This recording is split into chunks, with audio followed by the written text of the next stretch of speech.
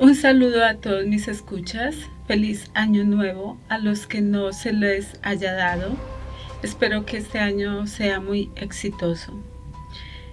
Y hoy les traeré la primera parte de una muy interesante historia de fantasmas japonesa. Tengo que decir que la grabé en medio de una tormenta, así que espero que los truenos hayan ambientado un poco la narración y las gotas de lluvia.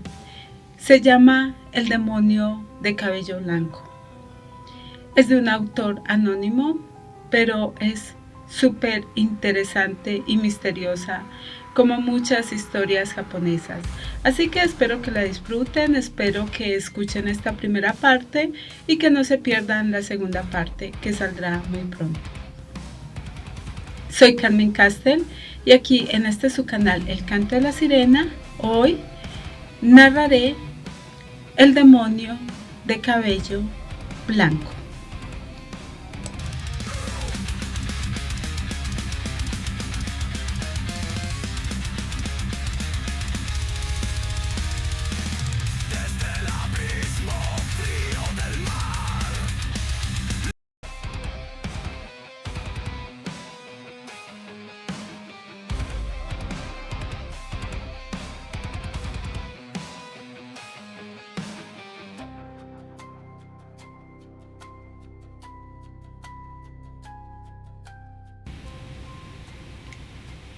El demonio de cabello blanco.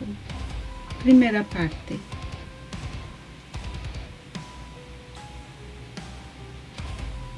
Soy una persona a la que no le interesan los cuentos de fantasmas, pero no busco que los demás los cuenten. Y tampoco me gusta narrarlos. Pero en mi juventud me topé con un extraño acontecimiento.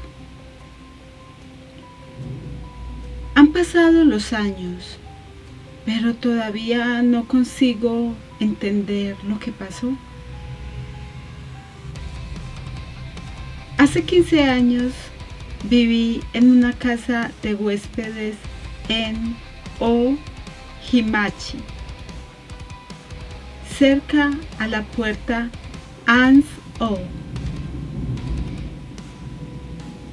pues asistía a la Facultad de Derecho que se encontraba en el noroeste de Kanda, al otro lado del Palacio Imperial.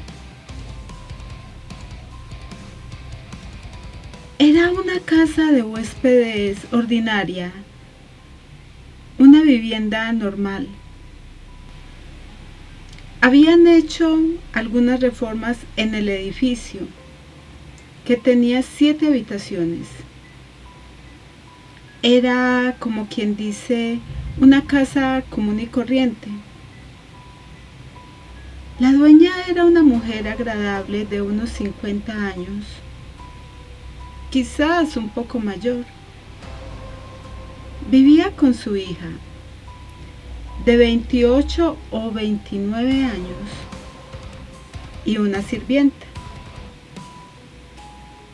Las 3 se ocupaban de atender a los huéspedes. Un tiempo después nos enteramos que tenían mucho dinero. Como su hijo estudiaba en Kioto y sin él se aburrían y se sentían solas.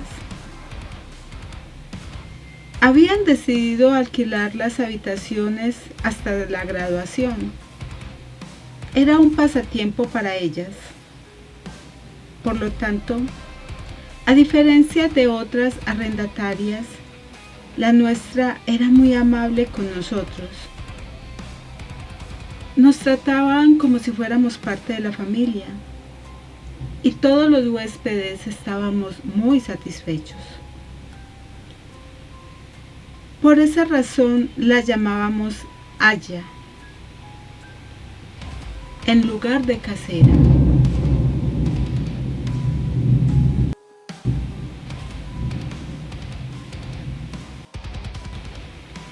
Sé que es un poco raro que la llamáramos así. Pero como he dicho, se trataba de una mujer cariñosa y amable, y casera nos parecía un poco frío. Su hija se llamaba Isaco. Su apellido no puedo revelarlo.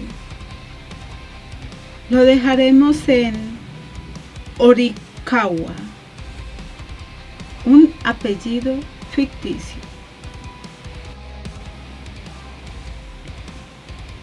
Todo comenzó una noche despejada de principios de noviembre.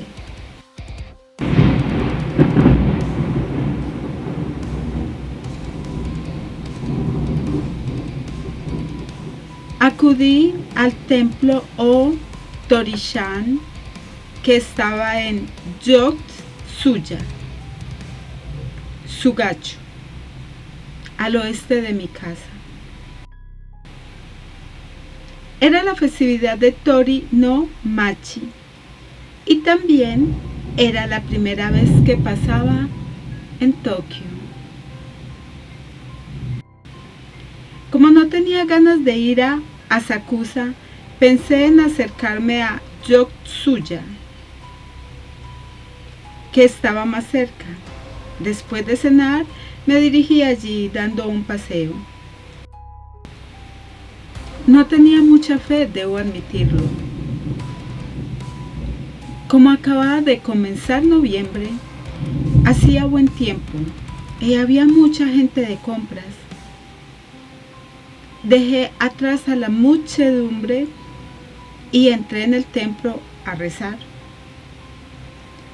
Cuando volví a salir, seguía habiendo mucha gente.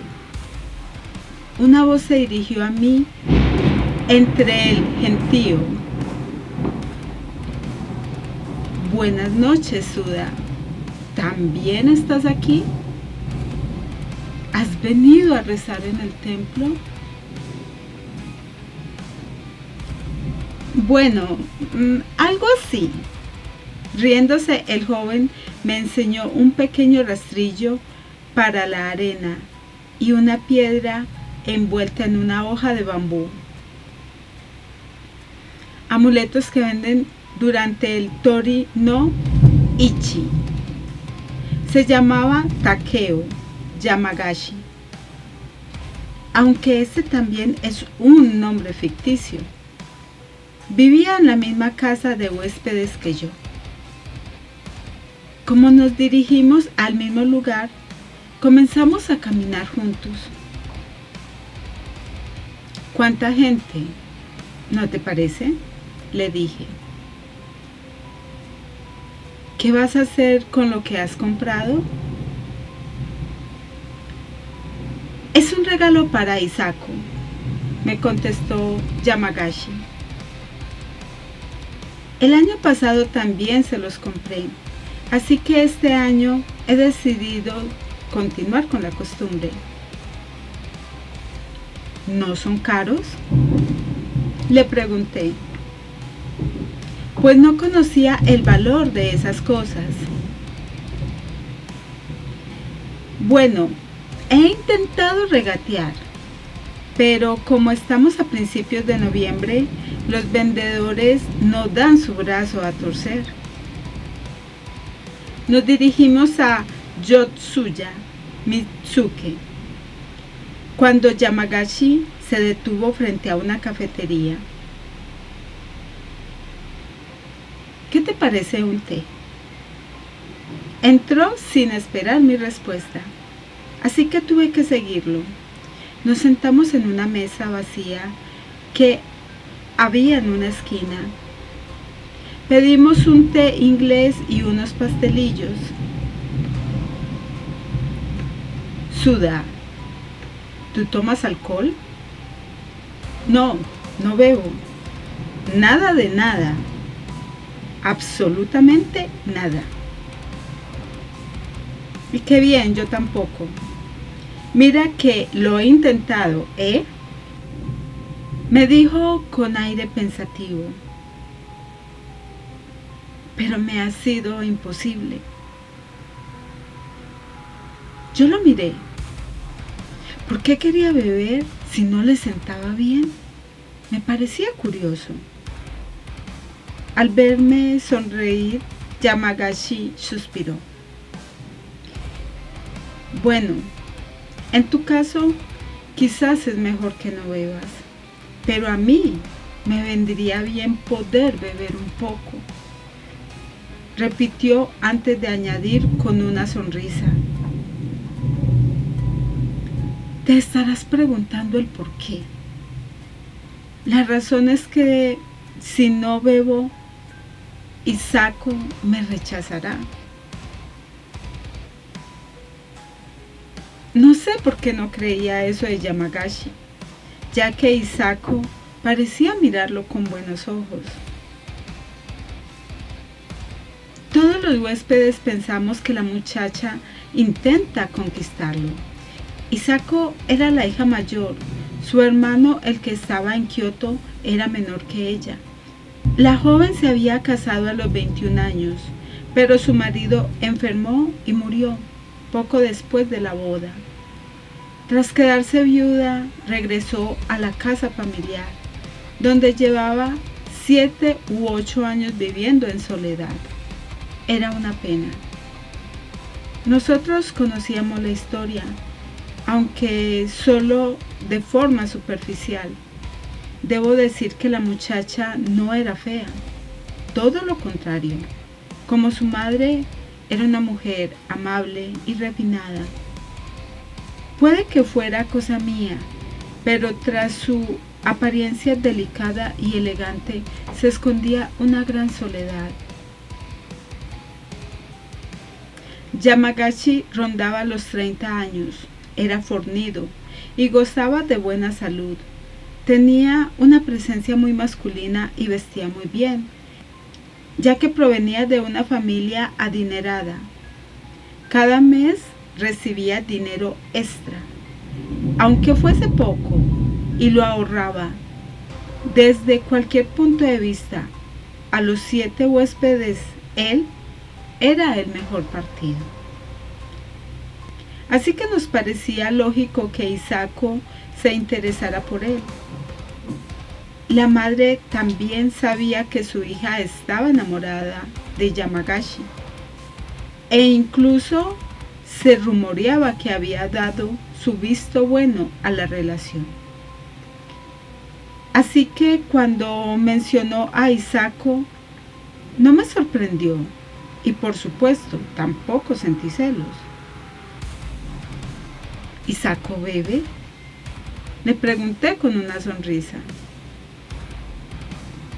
¿Quién sabe?, me contestó él, negando con la cabeza. No estoy seguro. Probablemente no. Es más, ella me ha advertido que no lo haga. Pero ¿no acabas de decirme que si no bebes te va a rechazar? Empezó a reír a carcajadas, tan fuerte que el resto de los clientes de la cafetería se asustó y se giró para mirarnos. Me sentí un poco avergonzado, así que bebimos y comimos rápido. Yamagashi pagó la cuenta y salimos a la calle de nuevo. Una gran luna de invierno había aparecido sobre los pinos del embarcadero.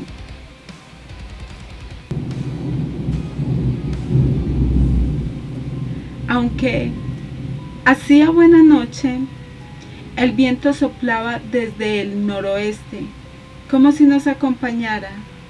Dejamos atrás a Totsuya Mitsuke y seguimos hacia el este en dirección a la avenida que llevaba a Kojimachi. Después de atravesar el puente, el silencio se hizo entre nosotros. Mientras miraba la luz de la estación de bomberos, Yamagashi me preguntó de pronto: ¿tú crees en los fantasmas? No esperaba ese tipo de pregunta. Titubeé un poco, pero contesté con sinceridad: No, la ciencia no lo ha conseguido probar.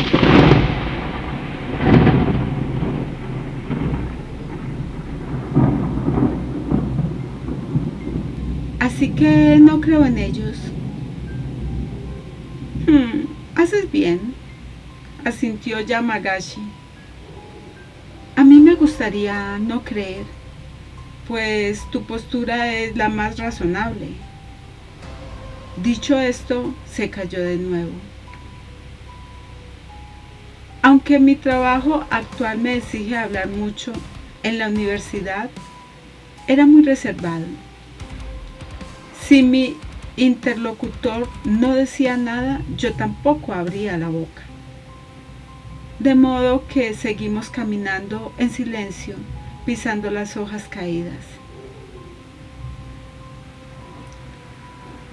Suda, ¿te parece bien comer anguila?, me preguntó.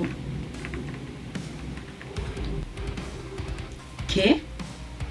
Miré a Yamagashi.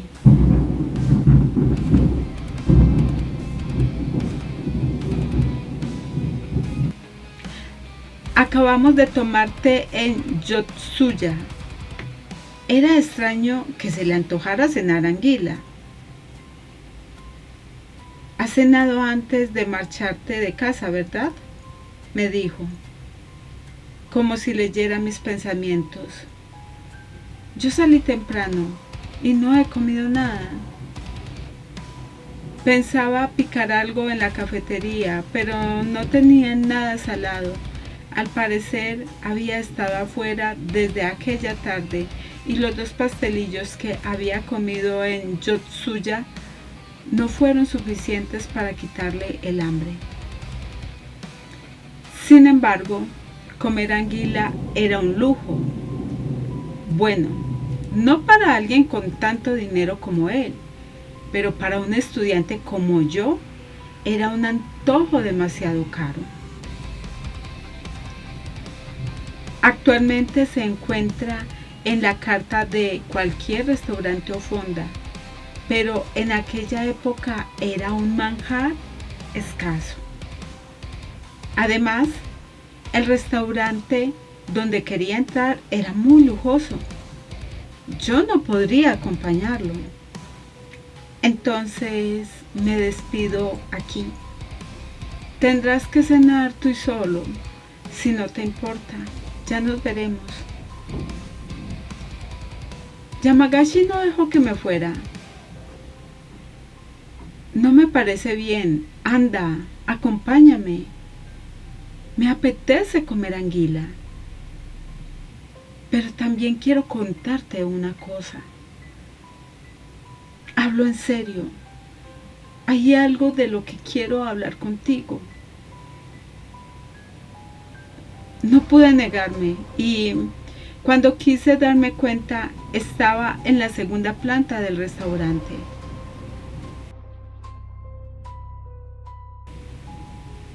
Antes de seguir con mi relato, es necesario que explique cómo era mi relación con Yamagashi. Vivíamos en la misma casa de huéspedes, pero aparte de eso teníamos una conexión especial. Los 2 queríamos ser abogados. Era como mi hermano mayor, mi senpai, y yo lo respetaba. Existía una gran diferencia entre su capacidad intelectual y la mía, lo cual fortalecía mi sensación de inferioridad. Yamagashi dominaba todos los tecnicismos legales y además de inglés hablaba alemán y francés. Yo me alegraba mucho de conocer a alguien con tanto talento. Acudí a su habitación multitud de veces para preguntarle mis dudas y siempre se mostró amable conmigo. Para mí, Yamagashi era casi un maestro. Lo respetaba y admiraba, y él me tenía cariño. Sin embargo, había un detalle que siempre me había parecido extraño. Yamagashi había suspendido 4 veces el examen de abogacía. ¿Por qué no lo habría logrado? Sabía de sus cualidades intelectuales. Hasta donde yo sabía, otros menos brillantes lo habían pasado sin ningún problema. Los exámenes eran una especie de ruleta. No siempre los superaban los más capaces, pero suspender no una ni dos, sino 4 veces, eso no tenía explicación.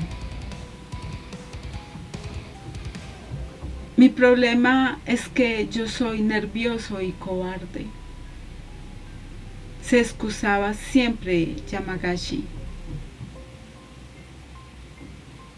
Pero desde mi punto de vista, no era en ningún sentido un hombre cobarde. No parecía creíble que le pudiera el miedo o la presión de un examen. Era un misterio. No había otra palabra para definirlo. A pesar de eso, recibía una jugosa paga de sus padres y no parecía deprimido por sus múltiples fracasos. Estaba tranquilo y seguía viviendo en la casa de huéspedes. De hecho, hasta ese momento me había invitado 2 o 3 veces a comer anguila. Eres joven. Seguro que ya tienes el estómago vacío. No te preocupes por mí, come. No te cortes, por favor. Decidí tomarle la palabra y comencé a comer. Nos trajeron sake, pero como ninguno de los dos bebía, nos dedicamos solamente a comer. Mientras esperábamos nuestra segunda porción de anguila asada con salsa de soja, me dijo en voz baja: mira, he decidido que este será mi último año aquí. Estoy pensando en regresar a mi tierra. Me quedé anonadado, tanto que no pude contestarle de inmediato. Ya sé que es repentino.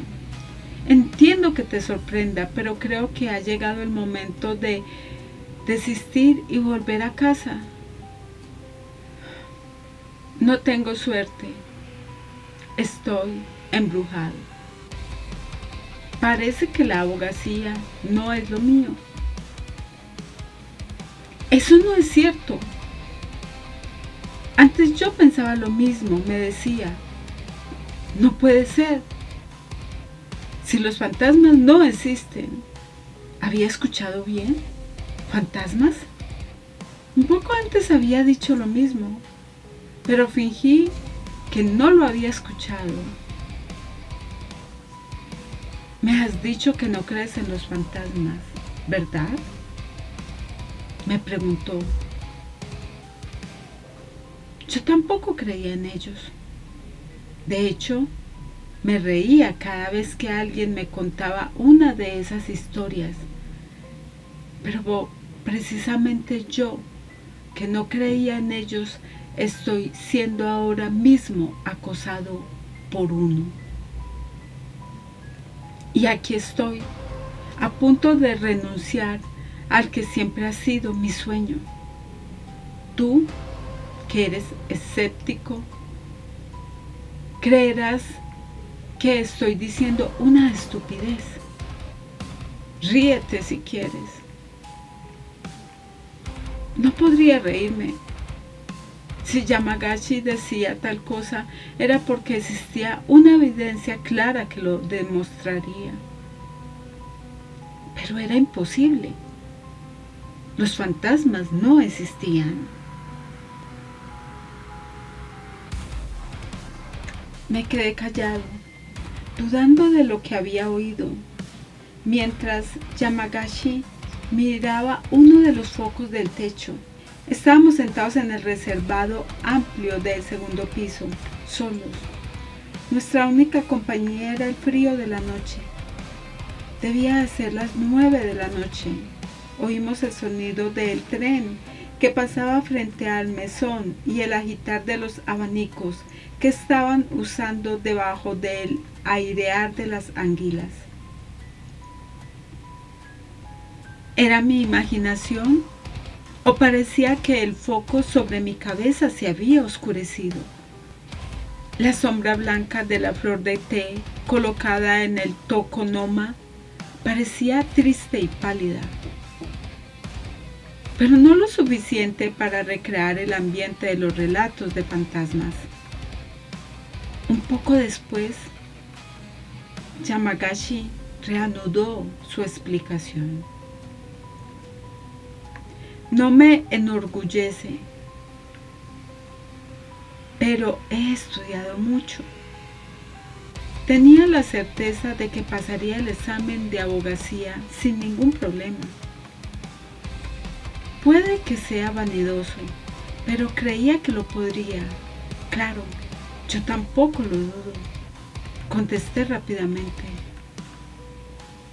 No hay razón para que alguien como tú no pase ese examen. Sin embargo, no lo pasé, dijo sonriendo con tristeza. Tú lo sabes mejor que nadie. Esta es la 4ª vez que suspendo. Lo sé, y es muy extraño. ¿Por qué será? Ya te he dicho que me acosa un fantasma. Es una estupidez, lo sé. Sé que no tiene sentido, pero esa es la verdad. No puedo hacer nada al respecto.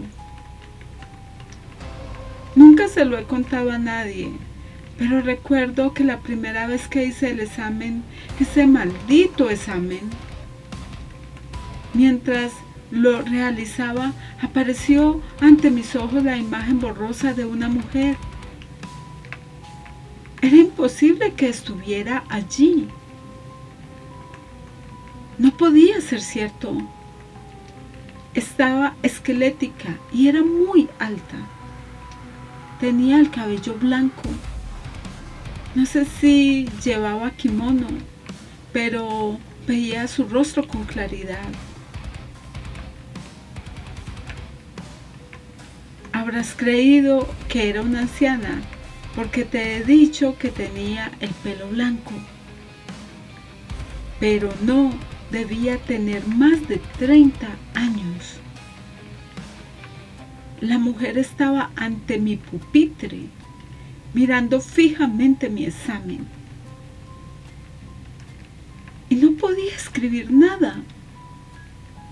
Tenía la mente tan nublada que prácticamente no sabía dónde estaba. ¿Quién sería esa mujer? ¿Tú crees que...? Pero lo miré confuso. No estaba solo, ¿verdad? Había muchos otros aspirantes, cada uno en su pupitre, y además el examen tuvo lugar durante el día, ¿no? Sí, en efecto así fue, asintió Yamagashi. Era mediodía y el sol entraba por las ventanas en la sala. Había muchos otros examinándose y, sin embargo, nadie más vio a aquella mujer de cabello albino. Estaba ante mí, pero los demás escribían sin inmutarse a mi lado. Solo me acosaba a mí. Al final entregué un examen lleno de respuestas sin sentido. Fue un desastre. Los examinadores habrían tenido que estar ciegos para aprobarme. Así fue como suspendí la primera vez. Pero no me desanimé, ya que soy optimista por naturaleza. Además, mi familia podía permitirse pagar los gastos de un año más. ¿Quién crees que era esa mujer? ¿Tienes alguna teoría? Pensé que había sufrido una crisis nerviosa, me contestó Yamagashi. Había estudiado mucho para aquel examen. Me acostaba cada noche a las 2 o 3 de la madrugada, repasando, y la tensión debió pasarme factura. Me autodiagnostiqué neurastenia. Por tanto, no consideré que fuese raro. ¿Volviste a verla? Le pregunté incisivamente. La historia no acabó ahí.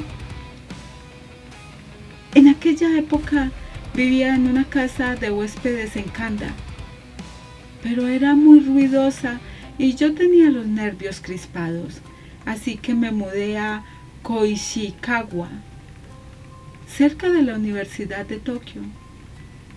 El año siguiente hice mi segundo examen y el resultado fue el mismo. La mujer apareció ante mi pupitre, con el cabello blanco, mirándome fijamente en mi hoja de respuestas. ¡Maldición! ¡Ha vuelto!, pensé. Pero no me atreví a enfrentarme a ella. Sentí que me nublaba la vista, estaba confuso. Era como estar en un sueño. Para no aburrirte, volví a suspender. Pero no me desanimé. Seguía culpando a mis nervios, así que decidí cambiar de aires. Pasé 3 meses en la playa de Shonan, descansando, y me sentía mucho mejor. Cuando regresé a Tokio, me mudé al lugar donde vivimos ahora, a la casa de las Korikawa. Hasta entonces el sitio más acogedor donde había estado. Me alegraba pensar que allí podría estudiar bien. Entonces llegó el momento del tercer examen, el del año pasado. Estaba recuperado, me sentía preparado y dije, esta vez sí. Me dirigí al lugar del examen con decisión. Comencé a contestar muy bien, pero apareció de nuevo la mujer del pelo blanco y pasó lo de siempre. No te contaré los detalles, pues ya sabes lo que pasó. Salí de allí muy deprimido. Después de escuchar una historia tan increíble, yo mismo me sentía como en un sueño. En ese momento nos trajeron la segunda ración de anguila, pero ya no tenía apetito. Yamagashi tampoco probó bocado. Me interesaba más escuchar la continuación del relato que comer anguila, así que le pregunté, ¿entonces fueron los nervios de nuevo? No lo sé, suspiró Yamagashi. Empecé a pensar que había algo más. ¿Sabes? Yo siempre contaba a mi familia el resultado de mis exámenes, pero omitía el detalle de la mujer del pelo blanco. Nadie me creería, y si lo decía, pensaría que lo había inventado todo, así que achaqué mi fracaso a la falta de estudio. En fin, no creí necesario informar de ello a mi familia, así que me lo callé. Sin embargo, después del tercer suceso, me dije, aquí pasa algo raro. Estaba empezando a sospechar. En aquel momento recibí una carta de mi padre. donde me pedía que regresara a casa. Él trabajaba como abogado en Kyushu. Se casó y tuvo hijos muy joven. Tenía 23 años cuando yo nací. El año pasado cumplió 52 años. Y gracias a que cuenta con el reconocimiento de sus colegas, puede vivir desahogadamente. Sin embargo, mi fracaso estaba empezando a enfadarlo. Volví una temporada a casa y me quedé hasta Año Nuevo. Ya lo sabes. ¿Has notado algún cambio en mí desde el regreso a Kioto? No, no he notado nada, dije negando con la cabeza. Cuando volví a casa, me sentía avergonzado. Había suspendido 3 veces el mismo examen. Así que no aceptaría presentarme delante de mi padre. Soy humano. Cuando intenté excusarme, se me escapó lo de la mujer de cabello blanco. Mi padre apretó los labios, me miró fijamente y me preguntó: ¿eso es cierto? Le contesté que sí. Él se quedó callado y no volvió a dirigirme la palabra, lo que me hizo sospechar aún más. El comportamiento de mi padre sugería que sabía que se trataba de algo más que una crisis nerviosa. Pero no dijo nada más, y yo tampoco lo hice. Sin embargo, 2 o 3 días después me dijo: no vuelvas a Tokio. No tienes que hacer el examen. Eso me dijo. Como no quería parecer un parásito, le pedí que me diera otra oportunidad más. Regresaría a Tokio. Y si suspendía otra vez, volvería de inmediato. Logré convencerlo y regresé a la capital. El momento de demostrar mi talento. El examen de este año era mi última carta. El momento de demostrar mi talento. Pero bueno, como ya sabes, el resultado fue el mismo.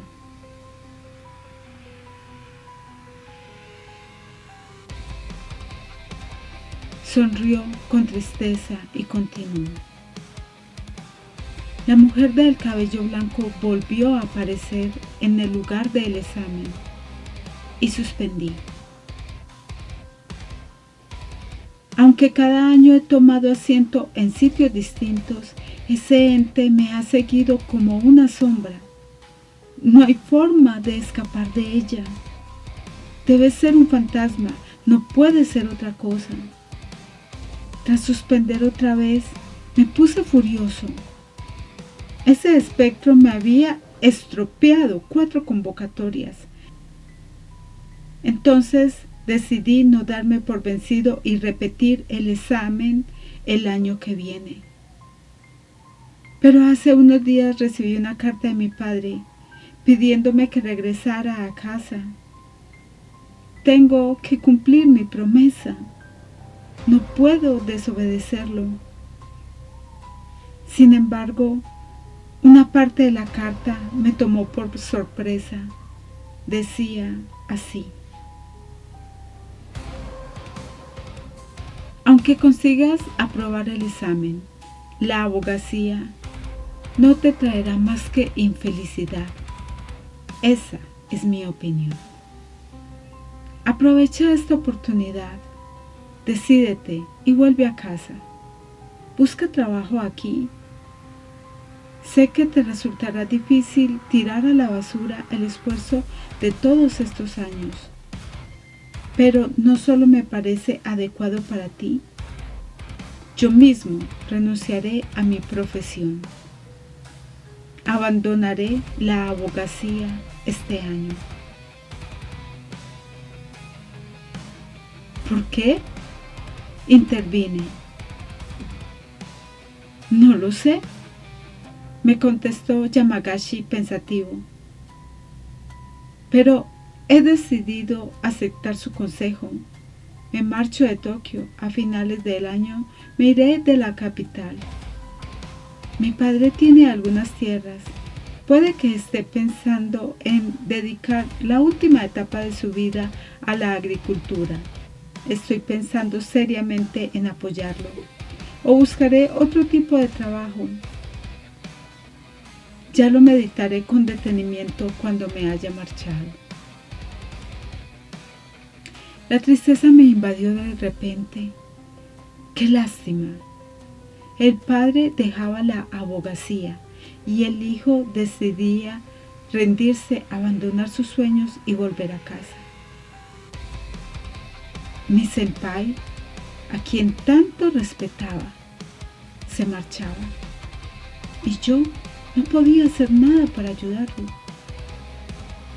Bajé la mirada y escuché en silencio sus siguientes palabras. La historia que te he contado esta noche es un secreto entre tú y yo. No se la cuentes a nadie, ¿de acuerdo? Prométeme que no se lo dirás ni a su madre ni a Isako. Se habrían sorprendido al saberlo, sobre todo Isako. Pero no será necesario que lo supieran. Yo respetaría la decisión de Yamagashi.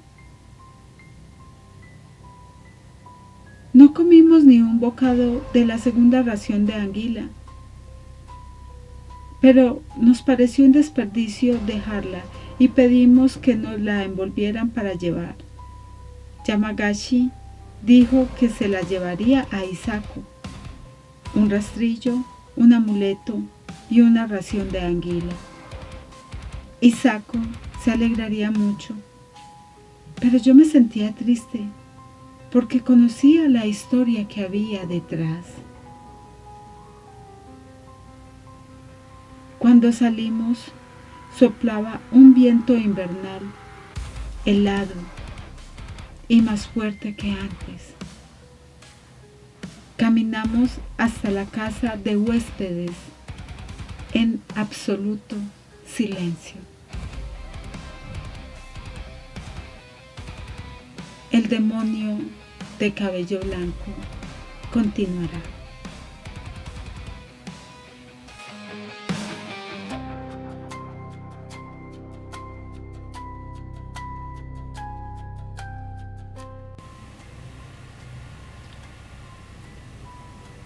Espero que hayan disfrutado de esta primera parte de este estupendo relato.